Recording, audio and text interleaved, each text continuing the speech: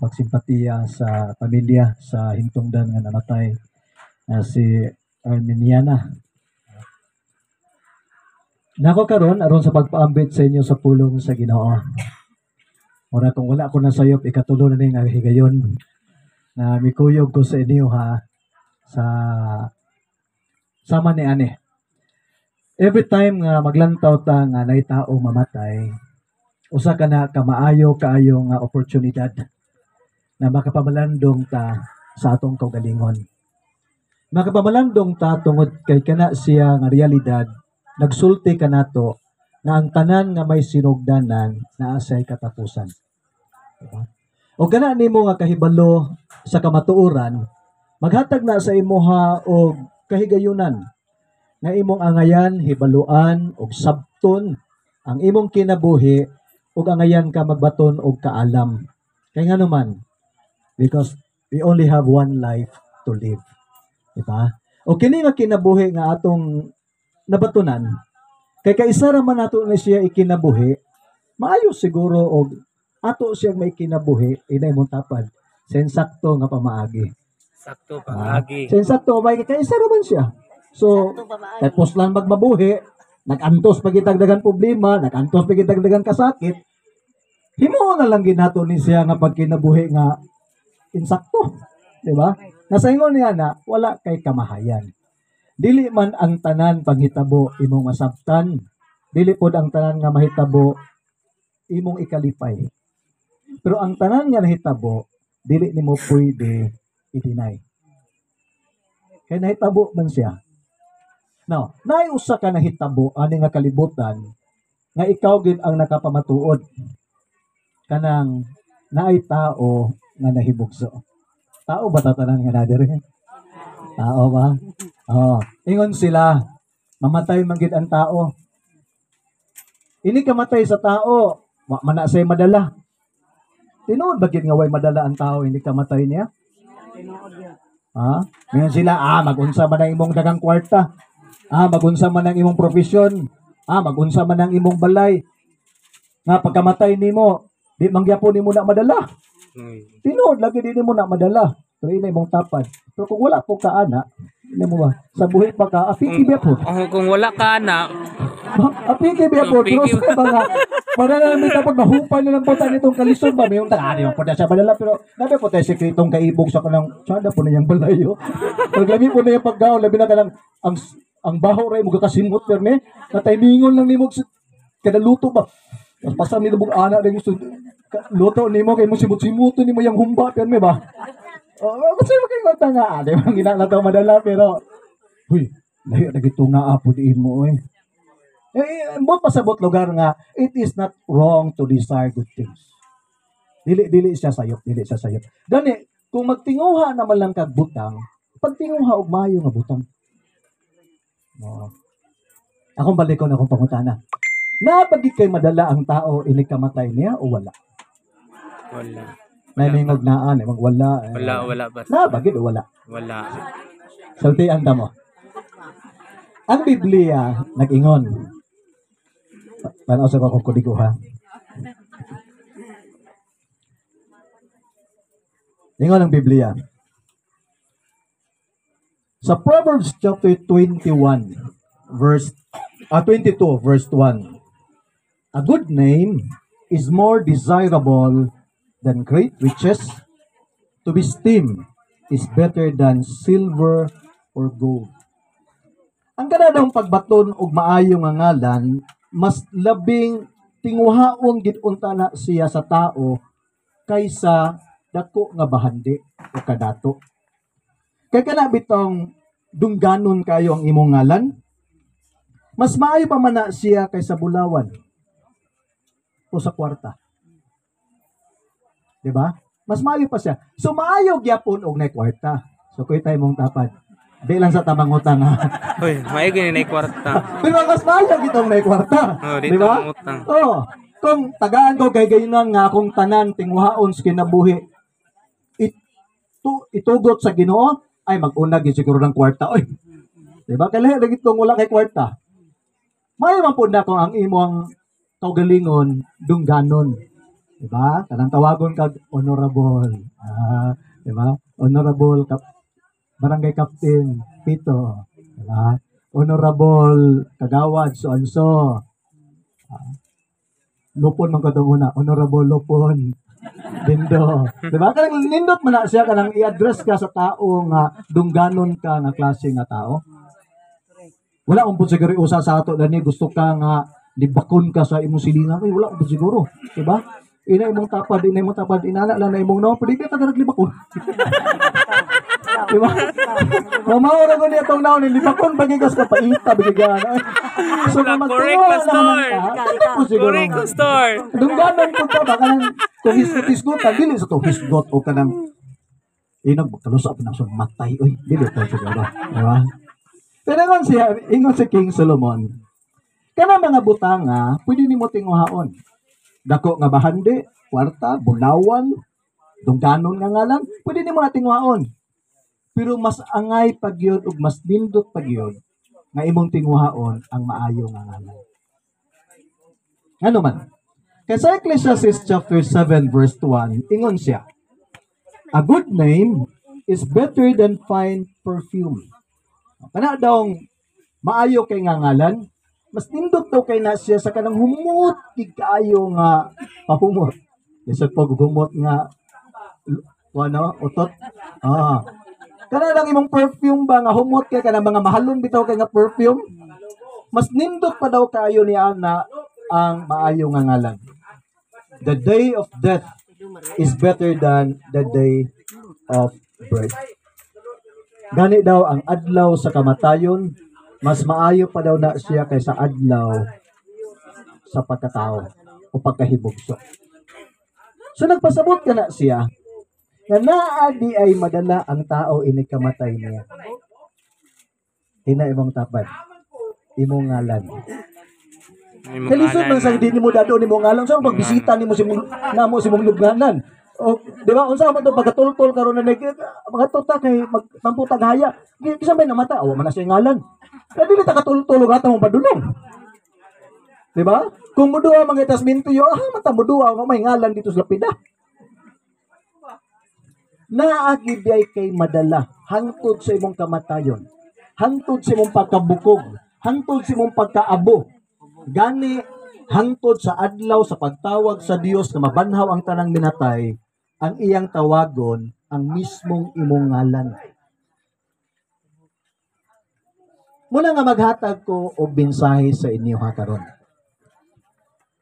Mintras buhi pa ka, ina imong tapad. Bisag buhi pa ka. Ang pingi imong maayong ngalan.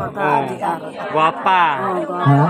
Ang pingi gid imong maayong ngalan. Kay sultian ta ka. Sultian ta ka. Walay bahande nga pwede ipalit og maayong ngalan. Wala. Ang imong ngalan libre nimo na nga nadawat. Ganahan man ka ng ngalana o dili, pero libre mo na nga nadawat kay mo man nagihatag sa imong ginikanan sa imo. And your name speaks of yourself. Kaya ang ngalan bot pasabot your image, your character, kanang imong pagkatao. So kung nga nalawa ka og butsukoy, okay sa mas butsukoy, ay katubutang kay katubutang grabe kay mo atiman. Si butsukoy na ito. Kanang kailan mo ni Don, ay katungkuan ba? Katugong kurakot kay nga tao kay imo padula ko din. Mangungutang ra ba kay to? Lalain ba? Kaya ang imong ngalan is your character. Ang imong pagkatao, your image, kanang makita, mailhan sa tao sa imo. So kuita na imong tapad at pangutan Asya. Unsa ngalan? Unsa imong pangalan nimo di ay? Diba? Unsay nakatangag sa imong ngalan? Kato sikon, ay katong pinakakawatan kayo, bagiitan gitong kakawatan gitong takwa. Laina ka na ko. Ang magawas ng ngalan kay imong ngalan ba? Katong pinakalibakiras, purok ba? Ito sikon. Kasi hangtod sa imong ikamatay, mo ginay imong ngalan.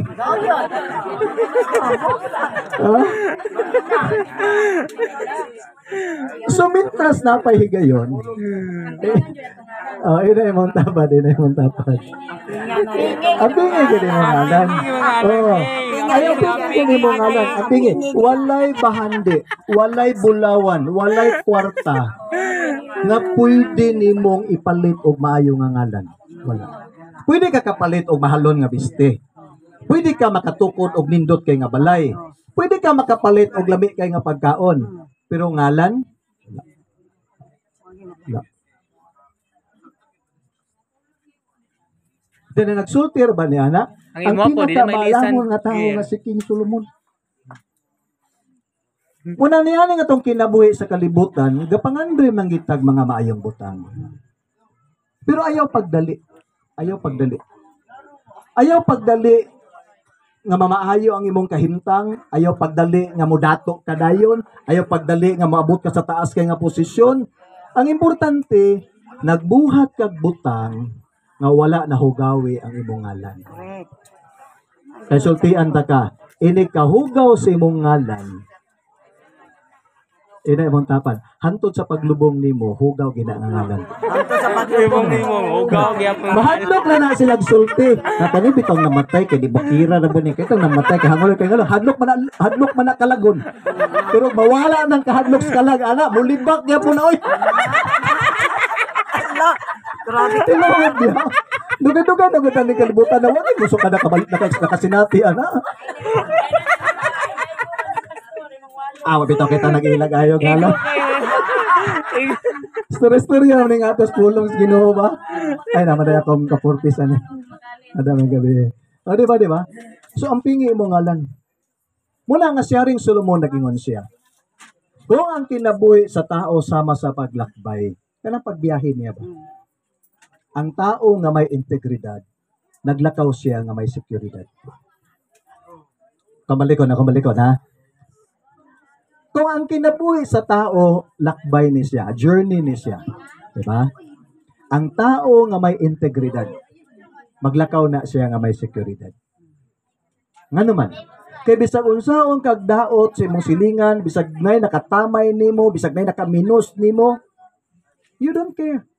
Nga naman, kay kung kinsa gid ka, mao gid Tama ikaw. ikaw, sir. Sildon, tama gyud ka, sir. Mao gid ikaw. Kanang mga isyu-isyu, ako sultihan ta mo, 50 ka tuig naman ko niya kalibutan. Oo. Daga na kay kog nadungog nga issues kinabuhi. Dili man ang tanang tao ganahan sa ato. Oo. Kamo nalipay lang mo nga na nagwali karon, pero di pa sure ganahan mo tanan ako eh. Ganahan minimo, sir. Ganahan mi Kaya kaning kinabuhi sultihan ta mo ha. Para dili mo masakit sa kinabuhi. Para di mo makaingon bitaw, kay katugid akong gilauman, imbis na wala pagyud, imbis gilauman, muna una wala. So tiyan ta mo ha. Sayo na ko ni na realize sa kinabuhi. Dili ang tanan tao nakigsuod nimo, ganahan nimo. Tinood gyud na, Nangasakitan na mo na. Tinood, pastor. Dili ang tanan tao nga nakigsuod nimo, ganahan nimo. Dili ang tanan. Nalay pipila nga tinuoray gyud. Oo. Pero dili ang tanan tao nakigsuod nimo, ganahan nimo. Naalang gid hinay mo tapad. Naalang gid say makuha nimo. Naagi makuha nimo. Inig makuha na nga niya bye. Mo maganang kinabuhi. Wala mo Kinabuhi.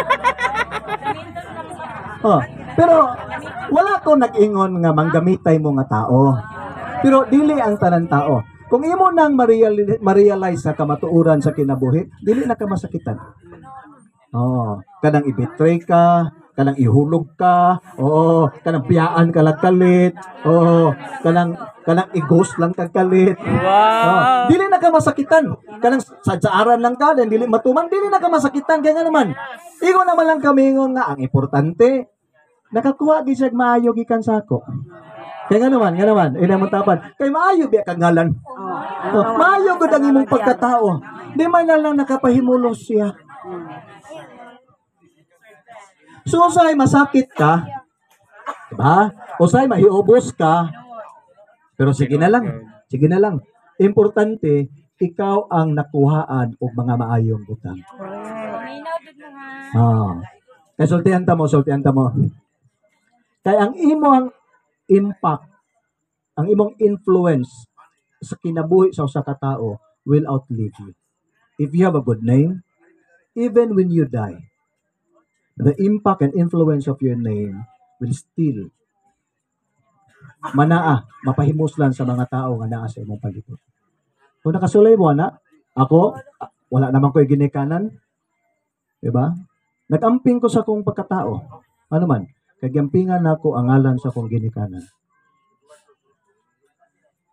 So, 20 katuig na namatay akong papa, 9 years na namatay akong mama, but still, their good name remains. Kung mato ka sa mong dapit sa Cagayan, makaingon gid mo nga mga maayo pong tao kung ginikanan.